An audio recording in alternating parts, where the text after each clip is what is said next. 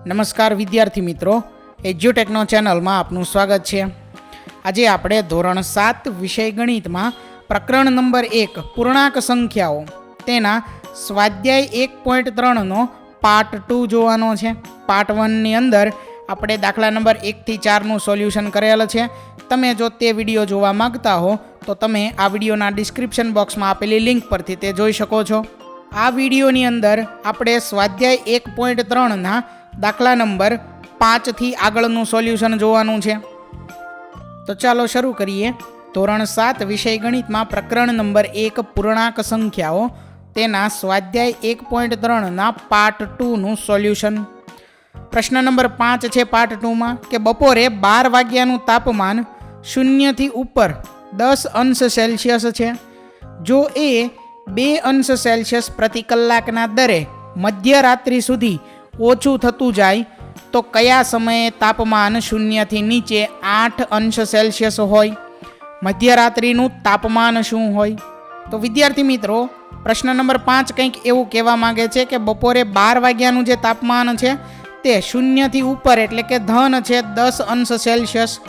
આપણે જાણીએ છીએ આલેખની અંદર કે જે વાય અક્ષ હોય ત્યાં બરોબર વચ્ચે 0 હોય, બરોબર, ઉપર ધન સંખ્યા હોય અને નીચે ઋણ સંખ્યા હોય, બરોબર।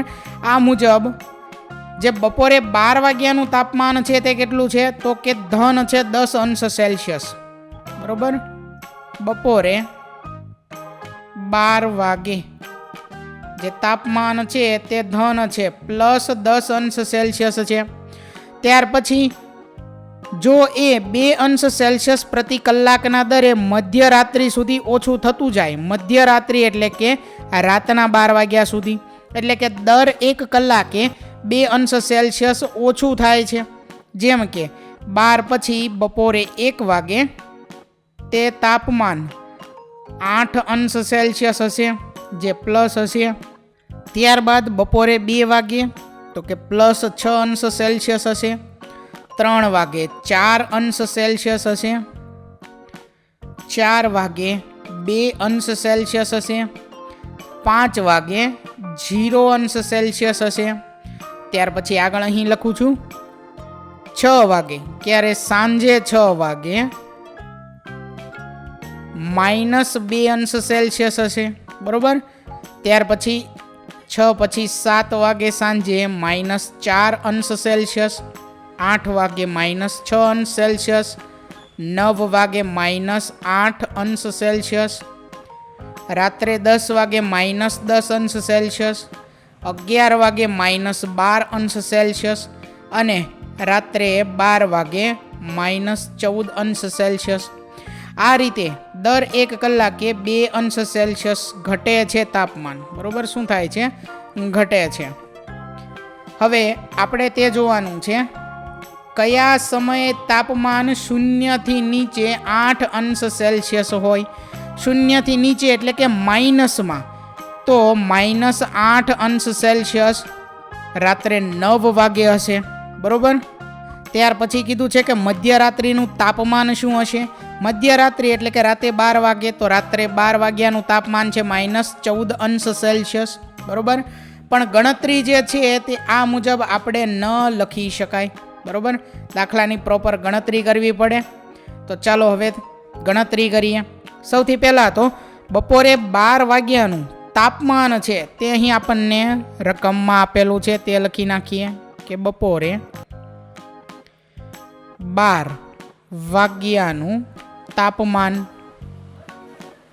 અને તે તાપમાન આપણને કેટલા અંશ સેલ્સિયસ આપેલું છે? 10 અંશ સેલ્સિયસ છે। અને આ 10 અંશ સેલ્સિયસ કેવા છે તો કે ધન છે, બરોબર, એટલે કે પ્લસ છે। 0 થી ઉપર એવું કીધું છે એટલે તે પ્લસ આવશે, બરોબર। ત્યાર પછી આગળ કયા સમયે તાપમાન 0 થી નીચે 8 અંશ સેલ્સિયસ હોય? 0 થી નીચે તો તે લખીએ કે 0 થી નીચે તાપમાન, એનો અર્થ શું થશે તો કે એ તાપમાન માઇનસ હશે, બરોબર, એવો અર્થ થશે। હવે શું કરવાનું છે? આપણે આ બંને તાપમાન જે છે તેનો તફાવત લેવાનો છે। તો તફાવત લઈએ તફાવત બરાબર 10 અંશ સેલ્સિયસ 10 અંશ સેલ્સિયસ માઇનસ -8 આ રીતે થશે. ચાલો 10 ત્યાર પછી માઇનસ માઇનસ +8 બરાબર. આ માઇનસ અને માઇનસ કેવા થઈ જશે? પ્લસ થઈ જશે. તો 10 + 8 એટલે કેટલા થાય છે? 18 અંશ સેલ્સિયસ. આ આપણને શું મળ્યું? તો કે ઉપર જે આપણે માહિતી લખી તે માહિતી છે તેનો તફાવત આપણને મળેલો છે બરાબર. અહીં ડાબી બાજુ તાપમાન નહીં પરંતુ તફાવત આવશે બરાબર. તફાવત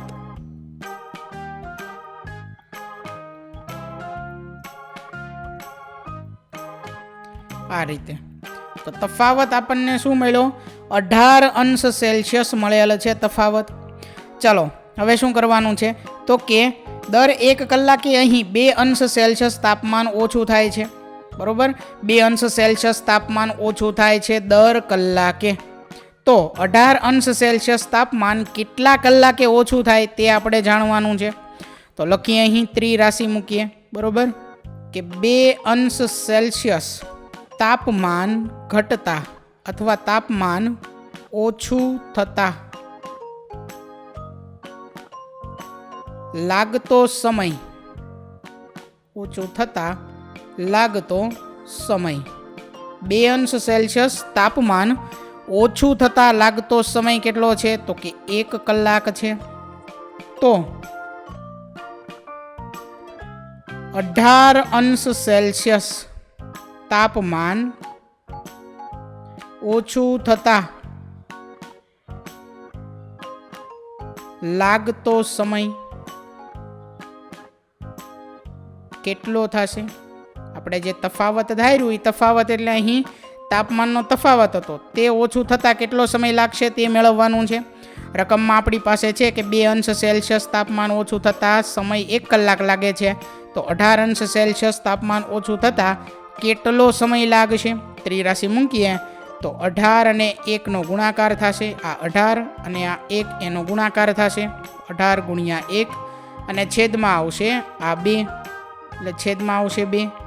ચાલો છેદ ઉડે છે 18 ની જગ્યાએ આપણે લખી શકીએ. શું લખી શકીએ? 9 × 2. તો 2 2 કેન્સલ થઈ જશે એટલે 9 × 1 એટલે જવાબ આવશે 9 અંશ સેલ્સિયસ, સોરી 9 કલાક. અહીં સમયમાં આપેલું છે એટલે અહીં આવશે કલાક. કે 18 અંશ સેલ્સિયસ ઓછું થતા તાપમાન બરોબર. 18 અંશ સેલ્સિયસ તાપમાન ઓછું થતાં લાગતો સમય કેટલો છે? તો કે 9 કલાક છે.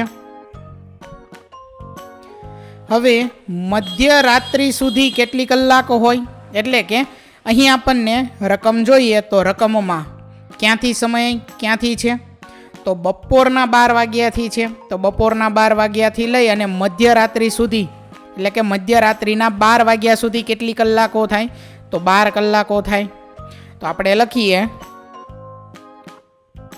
બપોરે 12 વાગ્યાથી મધ્યરાત્રિના 12 વાગ્યા સુધીની કલાકો કેટલી કલાક થઈ તે આપણે લખવાની છે. બપોરના 12 વાગ્યાથી લઈ અને મધ્યરાત્રિના 12 વાગ્યા સુધી કેટલી કલાક થાય? તો કે 12 કલાક થશે. આ સમય કેટલો થાય? 12 કલાક થશે બરોબર. હવે દર કલાકે 2 અંશ સેલ્સિયસ તાપમાન ઘટે છે બરોબર. કે દર 1 કલાકે કેટલું તાપમાન ઘટે છે? તો કે 2 અંશ સેલ્સિયસ ઘટે છે. આવું અહીં લખેલું છે, જોઈએ આપણે અહીં જે લખેલું છે તે બરોબર. રકમમાં જ આપણને આપેલું છે આ વસ્તુ. 2 અંશ સેલ્સિયસ પ્રતિ કલાકના દરે મધ્યરાત્રિ સુધી તાપમાન ઓછું થતું જાય છે બરોબર. એટલે કે દર કલાકે 2 અંશ સેલ્સિયસ તાપમાન ઘટે છે. તો આપણી પાસે અહીં કલાક કેટલી છે? તો કે 12 કલાક છે બરોબર. તો આપણે એવું લખી શકીએ તાપમાનનો ઘટાડો, તાપમાનનો ઘટાડો બરાબર એટલે કે 12 કલાક દરમિયાન તાપમાનનો ઘટાડો કેટલો થાય છે તે આપણે લખવાનું છે. તો 12 ગુણ્યા 2 આવું થશે. દર 1 કલાકે 2 અંશ સેલ્સિયસ ઘટાડો થાય છે. એવી કેટલી કલાક છે? તો કે 12 કલાક છે. તો કે 12 ગુણ્યા 2 એટલે 24 અંશ સેલ્સિયસ થશે. જે કંઈ તાપમાન બપોરે 12 વાગે છે, બરોબર, તે મધ્યરાત્રિના 12 વાગ્યા સુધીમાં કેટલું ઘટશે? તો કે 24 અંશ સેલ્સિયસ ઘટશે તેનાથી. હવે આનો અર્થ શું થશે? તો કે બપોરે 12 વાગ્યે તાપમાન છે તે 10 અંશ સેલ્સિયસ છે, બરોબર, પ્લસ 10 અંશ સેલ્સિયસ છે. બપોરના 12 વાગ્યાથી મધ્યરાત્રિના 12 વાગ્યા સુધીમાં એટલે કે 12 કલાકના સમયગાળામાં 24 અંશ સેલ્સિયસ તાપમાન ઘટશે. 10 અંશ સેલ્સિયસ હતું એમાંથી બીજું 24 અંશ સેલ્સિયસ તાપમાન ઘટશે, બરોબર. એટલે હવે આગળ આપણે મધ્યરાત્રિનું તાપમાન મેળવવાનું છે, તો તે મેળવી લઈએ. આગળ આપણે લખીએ મધ્યરાત્રિનું તાપમાન. મધ્યરાત્રિ એટલે કે રાતના 12 વાગ્યાનું તાપમાન. તો મધ્યરાત્રિનું તાપમાન કેટલું થાય? તો કે જે બપોરનું તાપમાન હતું એમાંથી આ જે તાપમાનનો આપણને ઘટાડો મળ્યો, બરોબર, તે આપણે બાદ કરવાનો છે. તાપમાનનો ઘટાડો છે 24 અંશ સેલ્સિયસ. તે બાદ કરીએ તો આવે -14 અંશ સેલ્સિયસ, બરોબર. જે મધ્યરાત્રિનું તાપમાન થશે -14 અંશ સેલ્સિયસ. તો વિદ્યાર્થી મિત્રો કંઈક આ મુજબ તમારે ગણતરી કરવાની છે, બરોબર. સૌથી પહેલાં તો આપણને રકમમાં બપોરના 12 વાગ્યાનું તાપમાન આપેલું છે, 0થી નીચે તાપમાન આપેલું છે, જે એને આપણે માઇનસમાં દર્શાવવાનું છે, બરોબર. ત્યાર પછી શું કરવાનું છે? તો કે બંનેનો તફાવત મેળવવાનો છે, જે મળે 18 અંશ સેલ્સિયસ. આગળ ત્યાર પછી આપણે ત્રિરાશિનો ઉપયોગ કરવાનો છે કે 2 અંશ સેલ્સિયસ તાપમાન ઓછું થતાં લાગતો સમય 1 કલાક છે. તો આ તફાવત એટલે કે 18 અંશ સેલ્સિયસ તાપમાન ઓછું થતાં લાગતો સમય કેટલો થાય? તો અહીં મળે છે આપણને 9 કલાક. ત્યારબાદ બપોરે 12 વાગ્યાથી લઈ અને મધ્યરાત્રિના 12 વાગ્યા સુધી કેટલી કલાક થાય? તો કે 12 કલાક થાય. તાપમાનનો ઘટાડો કેટલો થાય? તો કે દર 1 કલાકે 2 અંશ સેલ્સિયસ જેટલું તાપમાન ઘટે છે. તો આ 12 કલાક દરમિયાન 12 ગુણ્યા 2 એટલે કે 24 અંશ સેલ્સિયસ જેટલું તાપમાન ઘટે. તો મૂળ તાપમાન રકમમાં હતું 10 અંશ સેલ્સિયસ, તેમાંથી 24 અંશ સેલ્સિયસ માઇનસ કરવાનું એટલે જવાબ મળે -14 અંશ સેલ્સિયસ, જે મધ્યરાત્રિનું તાપમાન થશે, બરોબર. આગળ જોઈએ હવે ત્યાર પછી પ્રશ્ન નંબર 6, જેની સૂચના છે કે વર્ગ પરીક્ષામાં +3 ગુણ દરેક સાચા જવાબ માટે અને -2 ગુણ દરેક ખોટા જવાબ માટે આપવામાં આવે છે, અને કોઈ પણ સવાલના જવાબ માટે જો પ્રયત્ન ન કરવામાં આવે તો તેનો એક પણ ગુણ આપવામાં આવતો નથી. હવે પહેલો પ્રશ્ન છે કે રાધિકાએ 20 ગુણ મેળવ્યા. જો તેણે 12 સાચા જવાબો આપ્યા હોય તો તેના કેટલા જવાબો ખોટા છે? તો સૌથી પહેલાં અહીં જે પહેલો પ્રશ્ન છે, પ્રશ્ન નંબર 6 જે છે એની અંદર પેટા પ્રશ્ન પહેલો છે તેની આપણે ગણતરી કરવાની છે, જેમાં રાધિકાએ મેળવેલ ગુણ આપેલા છે. તો તે લખીએ રાધિકાએ મેળવેલ ગુણ કેટલા છે? તો કે 20 છે. હવે આ 20 ગુણ કેવી રીતે આવ્યા? તો કે જે સાચા જવાબો છે તે કઈ રીતે મળ્યા? તો કે સાચો પ્રશ્ન લખ્યો એટલે દરેક પ્રશ્નના 3 જવાબ મળ્યા, બરોબર. એટલે અહીં 12 પ્રશ્ન સાચા લખ્યા છે, 12 જવાબ સાચા લખ્યા છે, તો રાધિકાને 12 ગુણ્યા 3 એટલે 36 ગુણ સાચા પ્રશ્નના મળ્યા છે. ત્યારબાદ તેને અમુક ખોટા પ્રશ્ન પણ લખ્યા છે, તો ખોટા પ્રશ્ન માટે -2 ગુણ મળે છે. તો તે આ સાચા પ્રશ્નમાંથી બાદ થશે એટલે કુલ ગુણ 20 મળશે, બરોબર. તો સૌથી પહેલાં આપણે કુલ સાચા જવાબ જે છે તે કેટલા આપેલા છે? 12. તો તેના ગુણ કેટલા થાય તે લખીએ. વ્યવસ્થિત રીતે અહીંથી લખીએ કે રાધિકાએ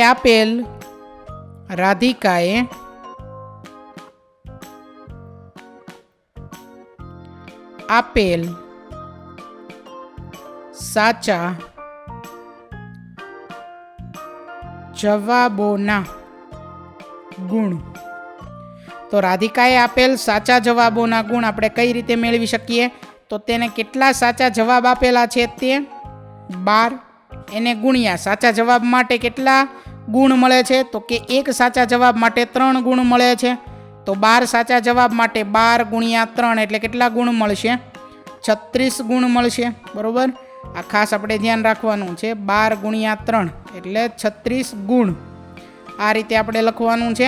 આગળ હવે ત્યાર પછી જેમ સાચા જવાબો માટેના ગુણ આપણે મેળવ્યા તેમ ખોટા જવાબો માટેના પણ ગુણ આપણે મેળવવાના છે. તો લખીએ અહીં કે રાધિકાએ આપેલ ખોટા જવાબોના ગુણ. રાધિકાએ આપેલ ખોટા જવાબોના ગુણ બરાબર કુલ ગુણ 20 માઇનસ સાચા જવાબોના ગુણ 36. તો કુલ ગુણ માઇનસ સાચા જવાબોના ગુણ તો જવાબ આવે છે -16 ગુણ. બરોબર, આ તેને ખોટા જવાબોના જે ગુણ મળેલા છે તે છે. એટલે સાચા જવાબોના ગુણ ચેક કરો કેટલા હતા? સાચા જવાબોના ગુણ 36 હતા, ખોટા જવાબોના ગુણ -16 છે. તો 36 - 16 કરીએ તો કુલ ગુણ 20 મળે છે. બરોબર, હવે આપણે ખોટા જવાબોની સંખ્યા મેળવવાની છે. આ પ્રશ્નની રકમમાં શું કીધું છે? કેટલા જવાબો ખોટા છે તે આપણે મેળવવાનું છે. એટલે આપણે લખીએ ખોટા જવાબોની સંખ્યા બરાબર અંશમાં શું આવશે? ખોટા ગુણની સંખ્યા કેટલી છે? -16. છેદમાં શું આવશે? તો કે એક ખોટા ગુણ માટે કેટલા ગુણ કપાય છે? તો કે -2. બરોબર, રકમમાં આપેલું જ છે કે -2 ગુણ દરેક ખોટા જવાબ માટે આપવામાં આવે છે. તો દરેક ખોટા જવાબ માટે આપવામાં આવેલ ગુણ -2 છેદમાં આવશે અને કુલ ખોટા જવાબોના ગુણ -16 અંશમાં આવશે. પહેલાં તો આ માઇનસ કેન્સલ થાય. 16ની જગ્યાએ આપણે લખી શકીએ 8 ગુણ્યા 2. 2 કેન્સલ કરીએ તો જવાબ આવે 8. તો ખોટા જવાબોની સંખ્યા કેટલી થાય છે? 8 થાય છે. ખોટા જવાબોની સંખ્યા રાધિકાએ આપેલ ખોટા જવાબોની સંખ્યા છે 8. બરોબર, ત્યાર પછી આગળ બીજો પ્રશ્ન છે કે મોહિનીએ આ પરીક્ષામાં -5 ગુણ મેળવ્યા છે. જો કે તેના 7 સાચા જવાબો હતા તો તેણે કેટલા ખોટા જવાબો લખ્યા છે? સૌથી પહેલા મોહિનીએ મેળવેલ ગુણ લખી નાખીએ. મોહિનીએ મેળવેલ ગુણ કેટલા છે? -5 છે. ચાલો, તેને સાચા જવાબો કેટલા લખ્યા છે? તો કે 7 લખ્યા છે. તો અહીંયા આપણે શું લખી શકીએ? જેમ અગાઉના દાખલામાં ગણતરી કરી તે જ મુજબ કે રાધિકાએ આપેલ સાચા જવાબોના ગુણ આપણે મેળવ્યા તેમ હવે મોહિનીએ આપેલ સાચા જવાબોના ગુણ મેળવ્યા. તો મોહિનીએ આપેલ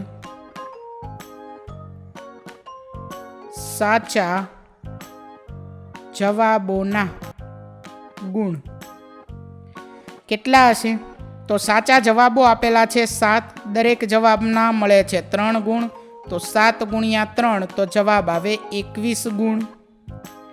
તો મોહિનીએ આપેલ સાચા જવાબોના ગુણ છે 21. હવે આ જ મુજબ મોહિનીએ આપેલ ખોટા જવાબોના ગુણ પણ આપણે મેળવવાના છે. તો તે મેળવીએ. મોહિનીએ આપેલ ખોટા જવાબોના ગુણ.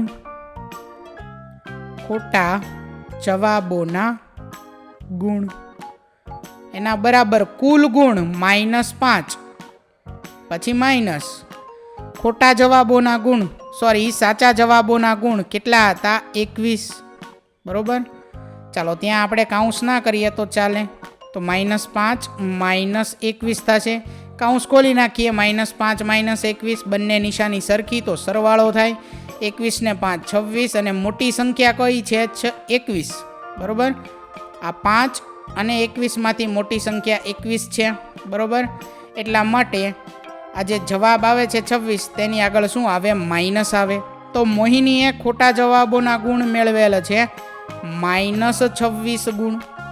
ચાલો હવે તેને ખોટા પ્રશ્ન કેટલા લખેલા હશે? ખોટા જવાબો કેટલા લખેલા હશે? તો તેણે કેટલા ખોટા જવાબો લખ્યા તેની સંખ્યા આપણે મેળવવાની છે. તો લખીએ મોહિનીએ આપેલ ખોટા જવાબોની સંખ્યા. ખોટા જવાબોની સંખ્યા બરાબર અંશમાં આવશે ખોટા ગુણની સંખ્યા જે છે -26, છેદમાં આવશે ખોટા ગુણ માટે કપાતા માર્કની સંખ્યા અથવા તો મળેલ માર્કની સંખ્યા જે છે -2, માઇનસ માઇનસ કેન્સલ. 26ની જગ્યાએ લખી શકીએ 13 ગુણ્યા 2 તો 2 કેન્સલ, તો અહીં જવાબ આવશે 13. તો મોહિનીએ આપેલ ખોટા જવાબોની સંખ્યા કેટલી છે તો કે 13 છે. બરોબર, આગળ જોઈએ હવે. ત્યાર પછી પ્રશ્ન નંબર 7 છે કે એક લિફ્ટ 6 મીટર પ્રતિ મિનિટના દરે ખાણમાં ઉતરે છે. એટલે કે 1 મિનિટમાં 6 મીટર નીચે ખાણમાં ઉતરે છે. જો તે જમીનથી 10 મીટર ઉપરથી નીચે ઉતરતી હોય તો -350 મીટર સુધી પહોંચતા તેને કેટલો સમય લાગશે? ખાણની અંદર તો -350 મીટર સુધી જવાનું જ છે, પણ હજી તે લિફ્ટ જમીનથી 10 મીટર ઉપર છે. બરોબર, ધારી લો કે અહીં આ લિફ્ટ છે, લિફ્ટ. બરોબર, આપણે ગુજરાતીમાં લખીએ, અહીં લિફ્ટ છે. તો આ જે જમીન છે એ જમીનથી ઉપર છે લિફ્ટ 10 મીટર અંતરે. હજી લિફ્ટને નીચે જવાનું છે બીજું 350 મીટર. તો આ 10 અને 350 બંનેનો સરવાળો કરીએ તો કુલ 360 મીટર અંતર કાપવાનું છે લિફ્ટે. બરોબર, જમીનથી ઉપર 10 મીટર અને જમીનની અંદર 350 મીટર, એટલે કુલ 360 મીટર અંતર કાપવાનું છે લિફ્ટે. તો તે અંતર કાપવા માટે કેટલો સમય લાગશે તે આપણે મેળવવાનું છે. બરોબર, સૌથી પહેલાં આપણે લખી નાખીએ કુલ અંતર અહીં કેટલું છે તે. તો કુલ અંતર જમીનથી ઉપર 10 મીટર પ્લસ જમીનની અંદર બીજું 350 મીટર, એટલે કે 360 મીટર છે કુલ અંતર. બરોબર, હવે લિફ્ટ જે છે તે 6 મીટર પ્રતિ મિનિટના દરે ખાણમાં ઉતરે છે. એટલે આપણે એવું લખી શકીએ કે લિફ્ટને કેટલો સમય લાગે છે 6 મીટર અંતર કાપવા માટે, તો કે 1 મિનિટ. તો આપણે એવું લખીએ કે 6 મીટર અંતર કાપતા લાગતો સમય તો તે છે 1 મિનિટ. તો આપણે અહીં કેટલું અંતર કાપવાનું છે 360 મીટર. તેથી 360 મીટર અંતર કાપતા લાગતો સમય કેટલો થશે, કેટલી મિનિટ થશે તે આપણે મેળવવાનું છે. તો અહીં ત્રિરાશિ છે એટલે કે 360 અને 1નો આપણે ગુણાકાર કરવાનો છે અને 6 આવશે છેદમાં. બરાબર, એટલે કે 360 ગુણ્યા 1 છેદમાં 6. નવું પેજ લઈ લઈએ. બરોબર,